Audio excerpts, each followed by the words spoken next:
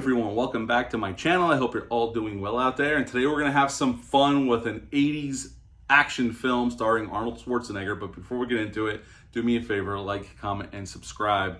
Join me here. I greatly would appreciate that. And also, as always, a shameless plug. Gotta plug it for my TeePublic store. Leave a link for that in the description box below. And today we're going back to 1985, folks, for the always fun, the always over the top Commando. Commando came out October 4th of 1985. It's rated R. It's an hour and 30 minutes long, and this film does not mess around. Had a budget of $10 million, and upon release, it made $35 in America, and worldwide, it made $57 million. They did talk about making a sequel, but it never happened. This was produced by Joel Silver. To direct this film, they hired Mark Lester to direct this film. And Mark Lester did some really interesting film. He's still making movies, I do believe, but in 1982, he released a really cool movie. If you've never seen it, I can't recommend this highly enough. Class of 1984, which is great. I love that film. I did review it way back when at the beginning. I might review it. It's been a while since I've watched it. In 1984, we did Firestarter. He actually took over for Carpenter after he got fired by Universal, and he directed that film. In 1990, he would come back and give us a sequel to Class of 1984 to Class of 1999. In 1991, he gave us a little action over-the-top gem, Showdown at Little Tokyo, starring one Brandon Lee and Dolph Lundgren. If you've never seen that one, check it out. It's only like 72 minutes long. It shoots by like at a shot, man. So, in this film, we got Arnold Schwarzenegger as John Matrix. It's a badass name. Ray Dawn Chong plays Cindy. She is this flight attendant who gets sucked into this plot. Vernon Wells plays Bennett, although he was not originally hired for that role, and we'll talk about that. Alyssa Milano plays John Matrix's daughter, Jenny. Bill Duke's in this film as Cook. And we got David Patrick Kelly in this film, and he was an 80s staple. He was in The Warriors, Another 48 Hours. He was in this film. He go on to be in The Crow. Guy has a ton of credits to his name. Last Man Standing with Bruce Willis. Tons of films. And he's always great, especially a scumbag. He always makes a marvelous scumbag. Very simple premise. John Matrix is living the good life in the mountains in this huge cabin with his daughter. He's retired from the military. He was a colonel. He had his own special unit. Somebody is going around killing the other members of his team. He's approached by his old boss and warns him about it. He leaves 2 troops there to help guard him. Right after he leaves, his house is under siege. They take his daughter, and now they want John to go to this little country of Valverde and kill the president because he's friends with him. So this other guy could be a dictator there. And now he has so many hours to do it, or they're going to kill his daughter. And he has to get back to his daughter, kill a bunch of people, save his daughter, save the day, and that is Commando. So what to like about this film? This is pure 80s action cinema at its best. I love 80s action cinema. I grew up on it. I'm well versed in it. And this is just pure, unadulterated action bliss. It's cheesy. It's over the top. There's one-liners out the ass that just make you laugh. There's some badass moments, and you got Schwarzenegger mowing down about 300 people. I don't know what the kill count is, but he kills an awful lot of people. And what more could you ask for out of a movie like this? I mean, it's just glorious. There's no subtlety here. Right at the beginning of the film, they show Schwarzenegger, after the setup, walking down the side of a mountain, holding a tree log on his shoulder in one hand, and the other hand he's holding a chainsaw. And that's how the movie starts. So they are not being subtle about the kind of movie you're about to see here. That should cue you in. You're about to see some badass, over the top, and having a good goddamn time. And that's exactly what this movie is.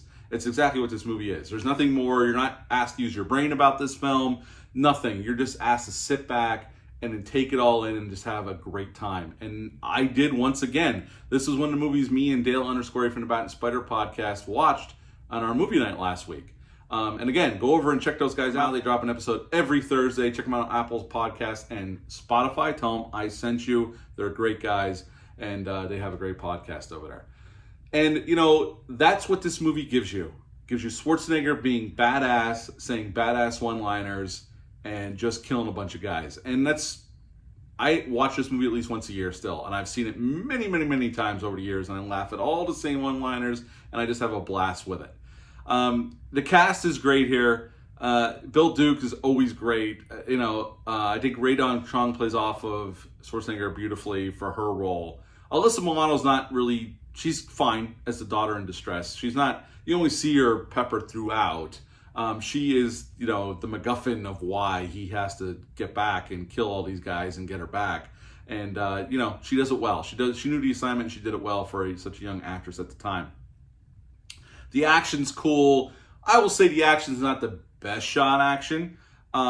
But, I mean, you do see the flaws in the action. You do see some dummies standing by buildings when they blow up. I mean, the explosions are beautiful, but you see the dummies standing there. You see the air cannons propelling guys through it's all fine. You just sit back, turn your brain off, and have a good time. And that's what this movie's designed to do. And that's what it does beautifully. I love Vernon Wells as Bennett. He's so overconfident that he can kill Matrix, although through the whole movie he doesn't look like he can hurt Matrix at all. But at the last fight, they do make a good show of it before Matrix throws that pipe through him and he says that famous line, "Let off some steam, Bennett." They make a good show of it, even though in real life there's no goddamn way he was going to stand up to Matrix in this movie. But it's a movie, so we go with it. This movie, again, they set up the plot and it's off. It goes. This movie does not waste any time. And that's the beautiful thing about it, really. There's no padding here, no bullshit. It's just meat and potatoes action film. And what can I say? This movie's been out since '85. I still enjoy it to this day. My son enjoys it. I have a lot of friends who enjoy it. So it's just one of those movies that's a fun time to sit down and watch, especially with a buddy over a couple of beers. You can't go wrong with Commando. Now, Vernon Wells was not originally hired to play Bennett. Wings Hauser, who sadly just passed away not that long ago, was hired and actually was on set for one day. After the first day of filming, they fired him and they brought in Vernon Wells and he took over the role. And actually, Mark Lester wanted to hire Vernon Wells to begin with. I don't know what happened, but Wings Hauser ended up getting hired, but he only made it through one day for whatever reason. I don't know why. They fired him and brought in Vernon Wells, and now he's famous as being Bennett. The mall used in, when he's tracking Sully at the mall is the Sherman Oaks Galleria Mall, and that's the same mall used in Terminator 2. The mansion at the end that's supposed to be on Valverde that Matrix kills a bunch of guys at, that's the same mansion from Beverly Hills Cop, the original Beverly Hills Cop movie that came out the year before this came out. And at the end, when he comes ashore and he blows up all those barracks buildings, I've actually been where they shot that. They shot that on the property at Hearst Castle up in San Simeon, California.